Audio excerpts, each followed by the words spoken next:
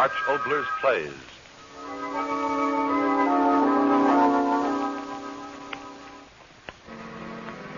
On the winds of the night, we bring you a story whispered in the night. 3 short plays of the ways of men, past, present, and future. First, the past. The time, one of our yesterdays. The place, the main square of the village. It had once been a tree-circled gathering point for the women and old men to sun themselves. On its clean pavements, the children had played. But now the trees stand charred and broken. Blocks of jagged masonry lie piled in empty disorder. There is no village, only hovels clustering on the edge of great shell-blasted craters. One thing alone rises complete, shining new in the early morning sun, a crudely fashioned statue of a man. And before this statue stand a small boy and a bent old man. The boy speaks. But were there so many people before the trouble, Grandfather? People? Yes. Hundreds and hundreds of people. The square here would be filled with them of a sunny day. The old ones sitting, the young ones strolling, the children playing. Hundreds, I tell you. Hundreds. And were there many boys like me in the village then? Aye, that there were. Playing their games, marching around and around to the music of the band. Band? Aye, band. Before the trouble. The band that played and told our men they had to fight. Fight whom, Grandfather? Our enemies, of course. Kill or be killed, the poster said. March on the enemy for the glory of the eternal state. Oh, yes, that's what the posters said all over the town.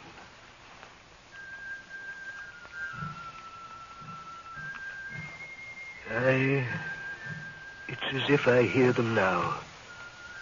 The band playing here in the square. The women talking war talk. The men seizing their guns. Aye, guns. All but one. Jan Pero. And him they hated.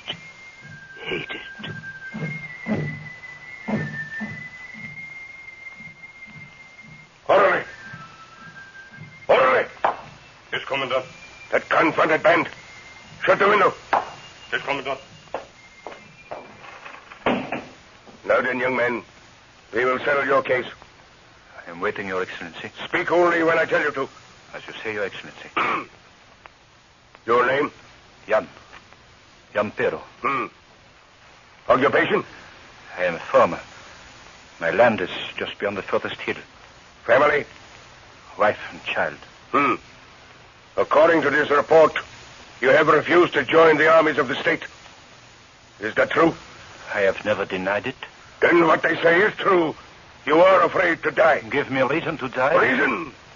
Are you such a fool that you have not understood what even the children in the streets are saying? That even now our enemies prepare to crush us?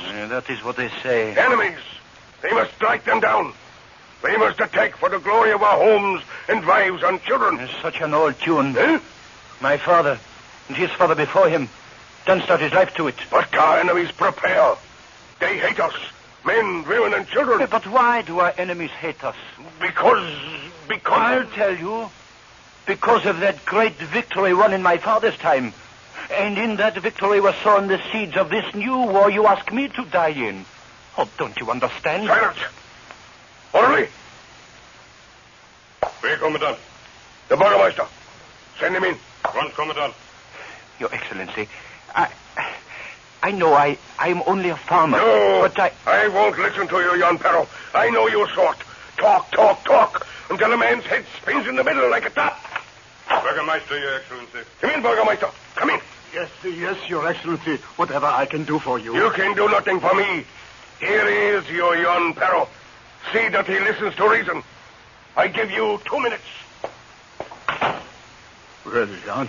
Burgermeister, Oh, you won't disgrace us, Jan. Why won't you listen to me?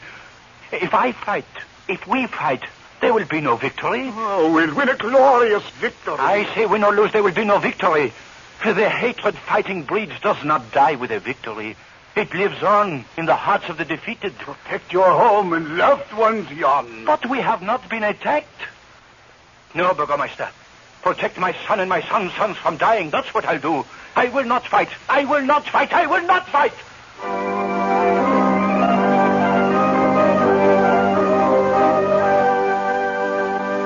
Oh, Jan. Jan. Do not weep, little wife. But I heard. What you heard were only words the commandant squealed to frighten me. I spoke only the truth, my wife. He knows I did. Jan, do what they say. You want me to go to war? Because you cannot stand people's empty words? Everyone is going, Jan. You must too. Anna, my silly little one. You don't know what you're saying. Do what they say, Jan. Do it. No. You're afraid. You are. Anna. Afraid to fight. To protect your home, your wife, your child. Afraid. Yes. Yes. I am afraid. Afraid. But not afraid of what you think, my wife. Not afraid of the quick death of a smashing bullet in my head. No. No, not afraid of the slow death. Squirming in the mud of a stinking trench with my blood pouring from me like a burning fire. I tell you, I am not afraid to die in battle, my wife. I am afraid that I might not die. What? I'm afraid that I'd live through this war and come back and see the years go by and watch the next war brewing. Watch my son fed with the lies they're trying to feed me. Watch the new hates growing in those other lands. The hates my rifle had helped shoot into their hearts and minds. That's what I'm afraid of, my wife. That's why I will never fight. That's why I'll never... Jan, they're coming for you. Eh? For me? Oh, no.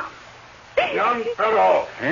What? By order of the Emergency Military Tribunal, you are to be executed on the charge of high treason. That execution to take place at once. Jan!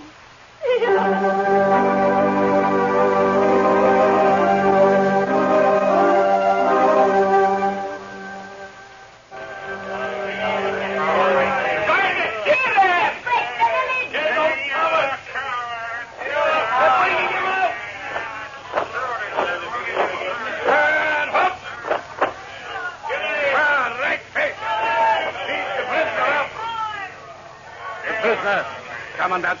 Well, young fellow, will you fight for peace and glory? You mean to shoot me? In 3 minutes by the clock. The wall behind me. Wall of my church. Blindfold the prisoner. No, wait. I want to see them. The crowd there. Look, they were my friends. You there, Eric. I see you.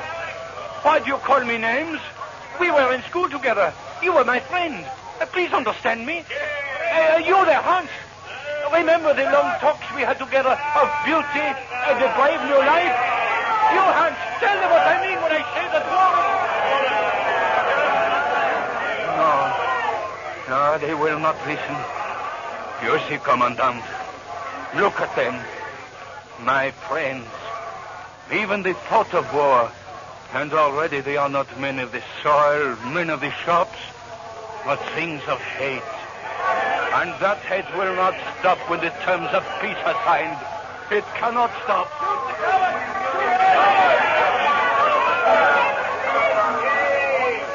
Your lamps. Sport ready. Aim! No! Another moment. Brothers of my village, listen to me. Before those bullets tear me open, listen to me. I have lived with you, worked with you, all the years of my life. And if my life is ending now, here among you, that is good. Better my blood soak into this, my native soil, than in another land. My blood that flows here, ends here. But yours, Yours will flow like a great river of hate, joining the hate of our fathers and our enemies, until it is a great sea, washing over all the world, blotting it out like a flood. Do not give your blood to that sea of hate, my countrymen. Do not fight, and there will be no war. Fight, and there will be no peace. For in the peace you dictate will be our children's war. And when that new war comes, it will rain from the sky, a great green choking cloud. It will blot out the village. All men will grovel in burrows beneath the ground, with their women like hunted things. The great cities of men will crash. Wolves will howl among the broken things we call our glory. Violence breeds violence, my brothers. There can be no peace through war. There can be no peace through war. There can... And so he died, Jan Pero, many years ago. Died against a church wall that was dust long before the day of trouble. The day when all that he said came true, and the world went up in flames of hate. But the statue, Grandfather. This statue? Oh, yes. Frederick the Blind and I, we were the only men left in all the village. We made it with our own hands. Look close and read the words, my son. Read. It says, to the memory of Jan Pero, the bravest man in all the village.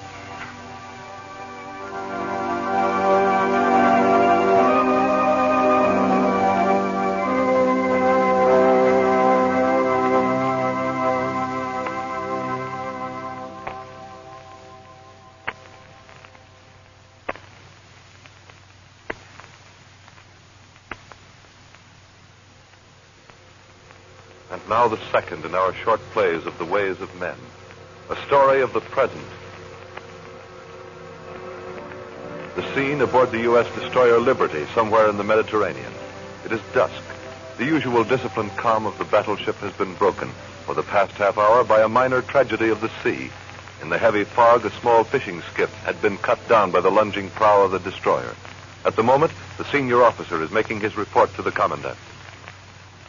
No doubt, sir, from the testimony of the men on deck, that not only was the skiff operating without a foghorn, but she didn't have a light on it either, fore nor aft. That's all very well, Lieutenant. But what I want to know is, how about the boy? Oh, he's all right, sir. Not a thing wrong with him. Raising the devil good and proper, that he is, sir. Eh? What do you mean? Well, sir, it's a boat he wants. A boat? Aye, sir, a boat. The minute he hit the deck, he began yelling for a boat in place of the one we ran down. Put him below deck until morning. Oh, but that won't help, sir. It's the baby that's got us worried. Baby? Aye, sir, baby, sir. The one the lad brought with him. 10 or 12 months old is how I rate it. Lieutenant, perhaps you're not aware that I saw the boy brought over the side. He was alone. Aye, sir, alone, but all the time he had this kid, I mean this baby, wrapped up snug under his coat. Didn't know it was there, we didn't, until all at once he takes it out and starts dressing it in the dry stuff we gave him. Well, I'll be... Aye, sir. Whose baby is it? Who's the boy? What was he doing out here in the fog in a small boat without running lights? Well, that's just it, sir. He won't tell us. Eh? Just keeps yelling for a boat right away, quick. Kid under one arm and waving his fist, yelling to see the captain. It's one hell of a mess, sir. There, sir. Do you hear him? Send him in. Aye, sir. You boy. The commander will see you. In here. In here. This is him, sir. I mean, them, sir. Very good, Lieutenant. Aye, sir. Come closer, boy. Boy, can't you do something about that child? You are the captain, senor? I'm Commander Roberts. Now, that baby, can't you do something about him? Huh? Quiet, little flower. This is the captain. He will help us. Quiet, little sister. Well, she certainly listens to you. As you will listen to me, captain. A boat. You will give me a boat. I must have a boat quickly. Do not stand there. All right, boy. It's about enough of that. You'll be taken care of. mean that, senor? Certainly. Then you will give me a boat now? Boy, try and understand. This is a government ship. I am sure proper compensation will be made for your loss. The words, senor. All of them I do not understand. This I know. A boat. Give me a boat, senor. There is no time. We must go. Stop that. Didn't you hear me? I said you'd be taken care of, you and your sister. We'll get you back where you belong. Is that clear? A hole in the ground. Eh? A hole in the ground is good enough for me, senor. But my sister, I do not think even you would want that for her. What are you talking about?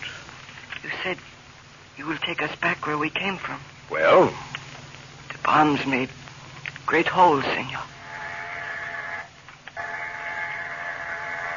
Where are you from? Aquila. Oh. My sister asks you to. You will give us another boat, senor?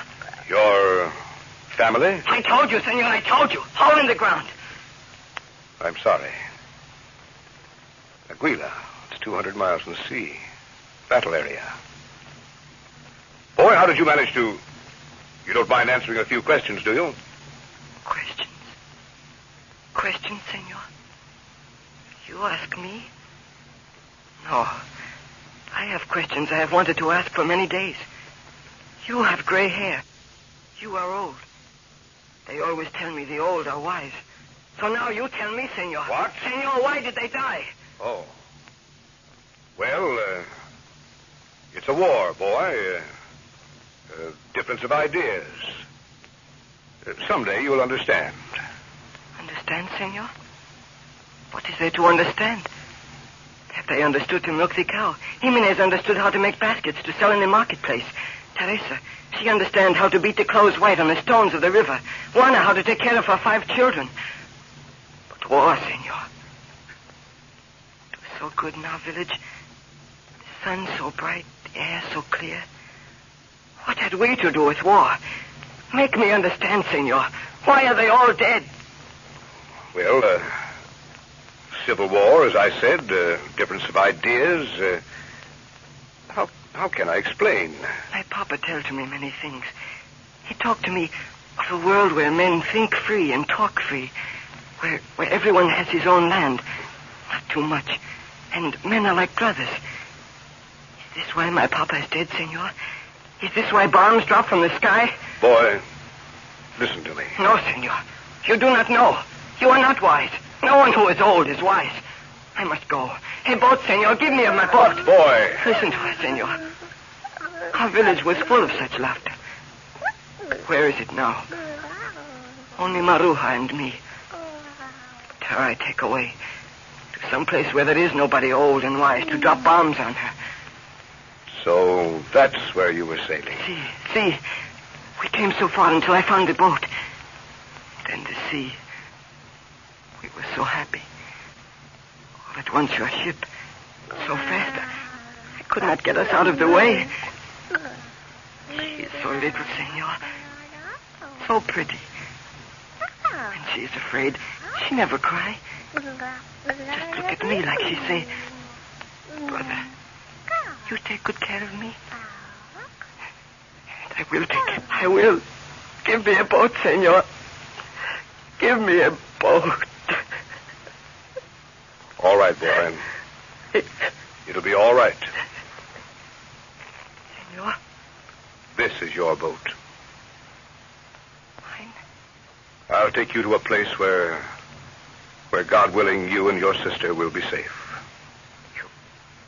You know such a place, senor? Yes. We're not so old there. We haven't forgotten that liberty is not a gift, but a victory.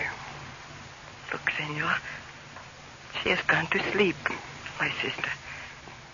It was because now she knows I can take care of her. Take her outside, boy. The lieutenant will give you a place to sleep. Gracias, senor. You are good. I thought there was no one left who was good. Gracias, senor. Sleep well, boy. Radio room. Make the following addition to message sent to flagship. Quote, in Reese skiff run down in fog. There were 2 survivors, a boy and a baby. We are proceeding on course.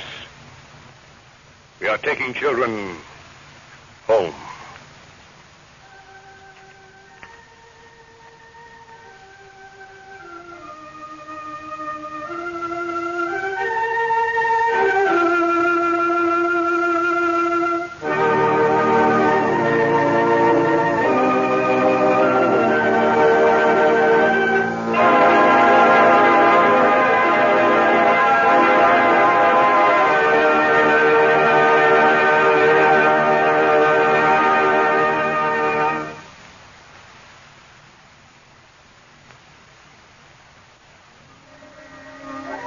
And now the third play.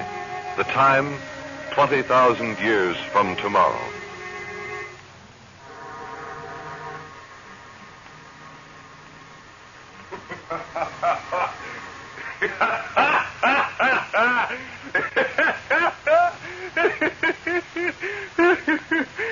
Excuse me, please. I know it isn't polite. I can't help it. It's the funniest thing. Wait until you hear it. Absolutely the funniest thing. Yes, I'll tell you. A hoax.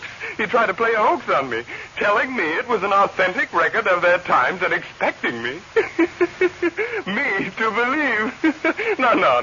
Wait a moment. I'll start from the beginning. Really, I will. And then you'll laugh with me. I know you will. Well, it started like this. An old man comes to my study a little while ago, a package under his arm, and he tells me he's a student of the past. Past master of the humbug, that's what he meant. Wait until you hear it. So he has this package under his arm, and he says to me breathlessly, "Kind sir, I brought you the most wonderful relic of the past the modern world has ever known." "Really?" I said. "What are you talking about, and who are you?" He answers, "A lonely traveler, one who wanders in far-off places." Far-off places. And that's what he told me. And so I said, "And is this that you are bringing me from one of these far-off places?" He nods his head like a strutting rooster. He says, "Yes, indeed. You are the greatest living scholar of the history of the old world. So it is fitting that I bring this to you." "Indeed," I said. "And what have you got, and where did you find it?" He says, "I was walking through the mountains beneath which the great city once stood." "Well," I said, "well," he said, "As you know, thousands of years ago, there was another civilization that reached great heights." "Yes, I know, I said. "Certainly you're not going to teach me history, my ancient friend." He said, "Oh, no, indeed. I only meant to say what I found high in the mountain. It is a written record of that civilization, the first written record ever to be found." For a moment, I couldn't breathe. I just looked at him. I said, "Have you gone out of your head with age, old man?" I just looked at him. I said, "Have you gone out of your head with age, old man? Nothing is left of that prehistoric time. First the sea covered them and the dark planet swung close and then the molten rock thrust up. It is only our theory that men had a civilization here before us." For answer, he tore the paper off the package. He said, "Look, these papers. Reality, I tell you. High in the mountains inside a piece of alabaster that must have protected it from the ravages of time. Miraculously spewed up from the earth when the mountains rose up through the land. Look, sir, and read. A record of their times. A record of the ways of men 20,000 years before our civilization came into being." Yes, he said that. And I took the book, took it in my hand, and read. For a moment, I almost believed the fraud. Strange formations of letters and strange words and meanings, but clear enough to me. Clear enough. The cleverest fraud a faker ever tried to perpetrate. Now, wait. Let me tell you what was in that historical book. He tried to tell me that he'd found the old humbug. Listen to this. First, the book said... Wait until you hear this. First, the book said that the men of that past civilization fought about the land. You don't understand what I mean? I mean the world.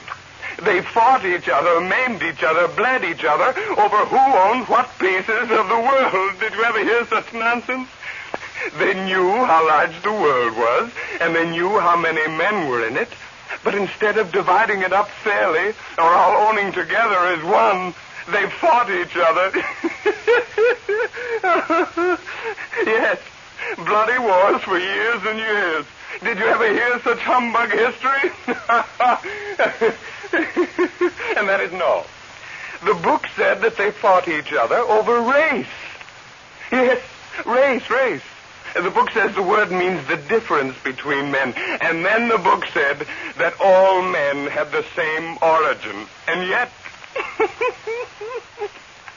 they killed each other over a difference they admitted didn't even exist. Oh, what a fraud, that book.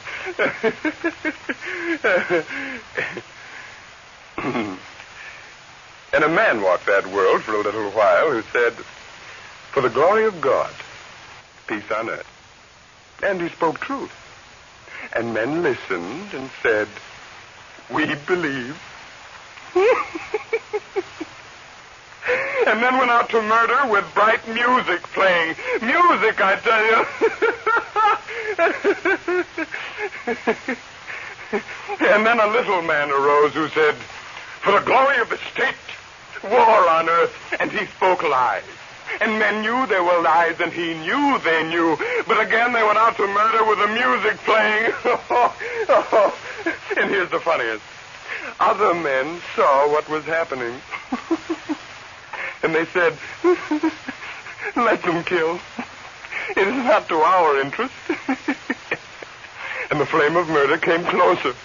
And still they said, "It is not our interest." As if the house were afire, and they said, "We will not use water until we ourselves are burning." And here's the climax. The preposterous book said that these crazy people who filled the earth in those days had machines. Machines with which to fly through the air. Yes, really, through the air. But imagine the wonder if it were true, speeding through the air like the birds' great glistening machines to carry men to new wonders. Guess what the front of the book said they did with them? You'll hold your sides when you hear this. They loaded them up with horrible tearing things and flew up over the crowded places and dropped them. Yes, believe me. The humbug history tried to make me believe that was the truth. They struggled for centuries. Men studied, toiled, rivers of heartache, said the book, trying to make a healthier world for their children to live in. And then they threw poison clouds down from the sky and killed them off in tens of thousands. Killed the children.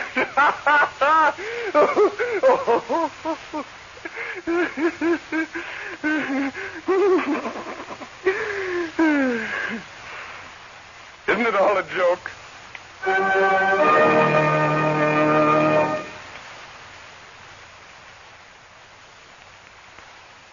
These three plays of the ways of men were written especially for radio by Arch Oboler. The first play, Memoriam, featured Bill Johnston.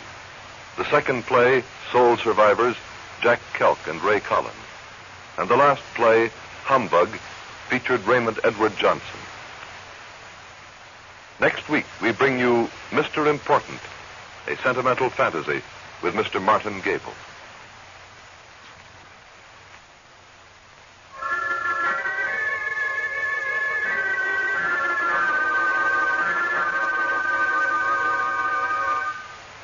Arch Oboler's plays.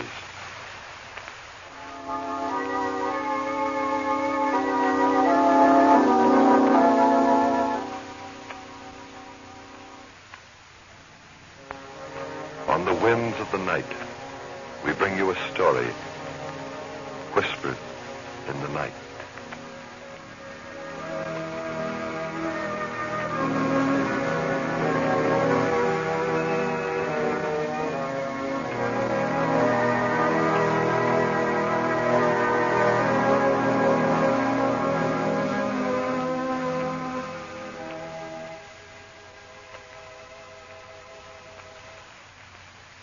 Arch Oboler's plays are presentations of the National Broadcasting Company, RCA Building, Radio City, New York.